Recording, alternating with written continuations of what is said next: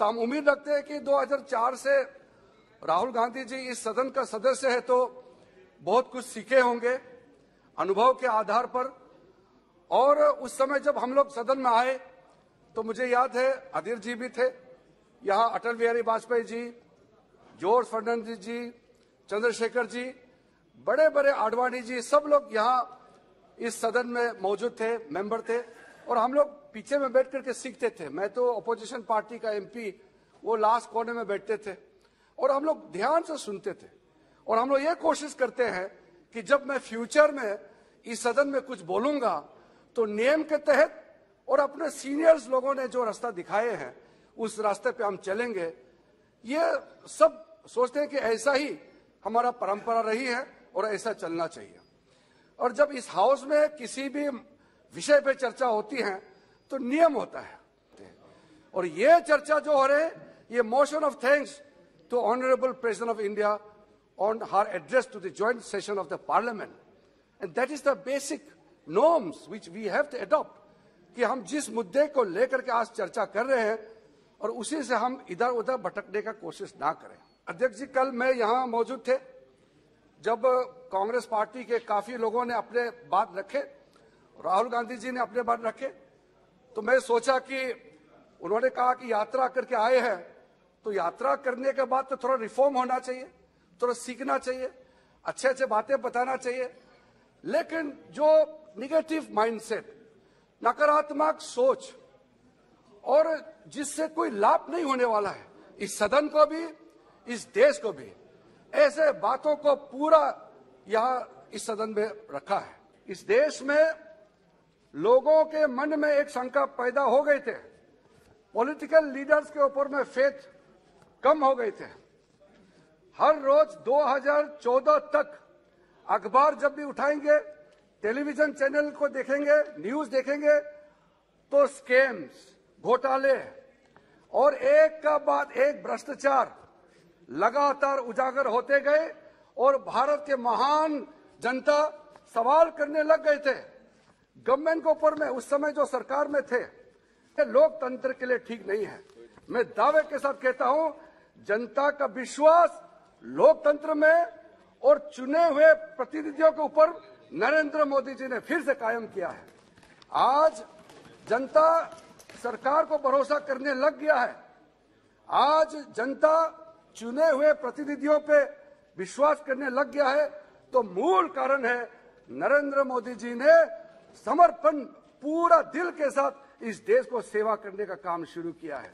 इसलिए जैसे गंगा नदी पवित्र है, प्रधानमंत्री मोदी जी का मन, उसका सोच, उसका समर्पण भाव हमेशा पवित्र रहेगा, उसमें कोई दाग नहीं लगा सकते हैं। हम तो ये मानते हैं कि लोग सीखते हैं। 2019 के चुनाव में हम लोग सब जनता के पास फिर गए थे। उस समय बड़ा नारा लगाया था कांग्रेस लोगों ने, चौकीदार चोर है। जब ऐसा नारा लगाते हैं जिसमें कोई दम नहीं है तो जनता उसका करारा जवाब देता है। मैंने सोचा जब चौकीदार चोर का जवाब लोकसभा के चुनाव में 2019 में दिया, थोड़ा तो सीख लेंगे, ये हम उम्मीद करते थे। लेकिन सीखने का तो नामो निशान नहीं, दोबारा उससे भी ज्यादा गलती करने का काम कर रहा है। इसका जवाब इस महान देश के लोगों ने ठान लिया है और जवाब देने वाले हैं। राहुल गांधी जब बोलते बोलते 2 बार यह शब्द इस्तेमाल किया कि प्रधानमंत्री विदेशों में घूमते हैं और घूमने जाते हैं, इससे ज्यादा अफसोस की बात कोई हो नहीं सकता है।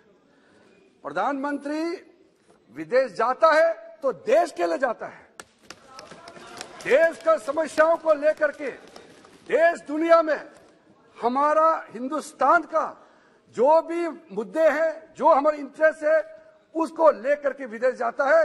वो हनीमून या हॉलीडे मनाने नहीं जाता है। यहाँ जिस मेंबर ने कल यहाँ कहा है, राहुल गांधी जी ने, उनको पूछिए। हम तो कई चीजें हैं इस सदन में रखना नहीं चाहते हैं, हमको मालूम है वो किस लिए जाते हैं विदेश और कहाँ कहाँ जाते हैं। लेकिन हम ये छोटे छोटे बातों में हम अपना समय बर्बाद नहीं करना चाहते हैं। लेकिन मेंबर जानना चाहते हैं, बाद में अलग से जानकारी प्राप्त कर सकते हैं, लेकिन आज मैं सदन का समय को नष्ट नहीं करूंगा। आज दुनिया में कितना ये गर्व की बात है, जो हम जहां भी जाते हैं कहते हैं कि आपका भारत का प्रधानमंत्री नरेंद्र मोदी जी का सोच से दुनिया चलना चाहिए। जब पूरा दुनिया हमारा प्रधानमंत्री जी, चाहे वो G20 हो या यूनाइटेड नेशन में हो, आज जो भी प्रस्ताव भारत के लिए प्रधानमंत्री जी रखते हैं, विश्व उसको कबूल करते हैं, एक्सेप्ट करते हैं। एक के बाद उदाहरण एक हम दे सकते हैं।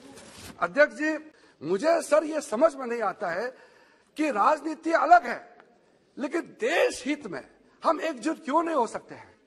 जब यूपीए सरकार के समय में आपने कानून लाया, एनआईए का कानून लाया, और मैं सदन में हमारे पार्टी की ओर से डिबेट का इनिशिएट मैंने किया।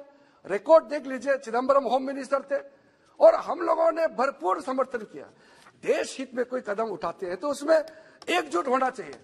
आपका भाषा जो एंटी इंडिया और जो भारत को तोड़ने के लिए बात करने वाले पाकिस्तान के भाषा और कांग्रेस के भाषा में क्यों हमेशा तालमेल होता है, ये बताइए।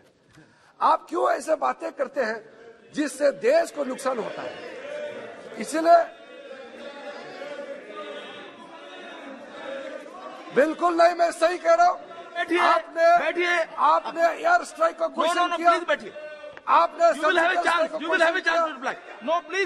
बिल्कुल मैं सर तर्क के साथ कह रहा हूं कि पाकिस्तान ने एयर स्ट्राइक क्वेश्चन किया तो आपने क्वेश्चन नहीं किया, और सर्जिकल स्ट्राइक को पाकिस्तान ने क्वेश्चन किया तो कांग्रेस पार्टी ने क्वेश्चन नहीं किया। तो तालमेल है कि नहीं, ये बताइए। मैं झूठ बोल रहा हूं कि आप झूठ बोल रहे हैं। तो अधीर जी, मैं जो बात रखता हूं, मैंने जैसे पहले से कहा, हम लोग बहुत सालों से साथ में, इस सदन में हम झूठ नहीं बोल सकते, और झूठ तो छोड़िए हम मिसलीड भी नहीं कर सकते हैं। और सोच समझ करके जिम्मेदारी के साथ हमको बात रखना है। हम जब 2014 में सरकार में आए तो कितने सालों से हमारा सपना था कि इस देश में हमारे शहीदों के लिए एक वार मेमोरियल होना चाहिए। कुछ भी नहीं कर पाया। मोदी जी का संकल्प से आज वार मेमोरियल बन गए हैं, और हम सिर्फ अपने उन जवानों को जिन्होंने अपने जीवन दे दिया इस देश के लिए, उनको ही सिर्फ श्रद्धांजलि नहीं, बल्कि नई आने वाले पीढ़ी को भी हम लोग रास्ता दिखा रहे हैं कि देश के लिए जीना चाहिए, देश के लिए मरना चाहिए। पुलिस मेमोरियल, मैं तो एमओएस होम भी थे, उसमें हम लोग ने देखा कि कितने सालों से प्रपोजल थे पुलिस मेमोरियल, आप नहीं कर पाए, और मोदी जी ने पुलिस मेमोरियल बना करके इस देश को सिक्योरिटी को अपने जीवन दे करके रखने वाला लोगों के लिए इज्जत देने का काम किया है। इस देश का मालिक तो इस देश का जनता है। जो जनता फैसला करेगा वो सबको मानना पड़ेगा। हम अपने मर्जी से चुन के आया नहीं है, जनता ने हमको भेजा है। आप 60 साल से ज्यादा आपने इस देश को चलाया है, आपको मौका दिया है। आज आपको अगर जनता मौका नहीं दे रहे हैं तो उसका नाराज हम पे क्यों हो रहे हैं। आपको जनता अगर विश्वास नहीं करते हैं, आपका 60 साल से आपका काम देख लिया है, कुछ हुआ नहीं आपके समय में। आप लोगों ने झूठ बोला, लूट लिया, पूरा जो क्रोनी कैपिटलिज्म, भ्रष्टाचार, हम भी खुद मेंबर ऑफ पार्लियामेंट होकर थक गए थे करप्शन का डेली हेडलाइन में पढ़ते पढ़ते आपके जमाने में।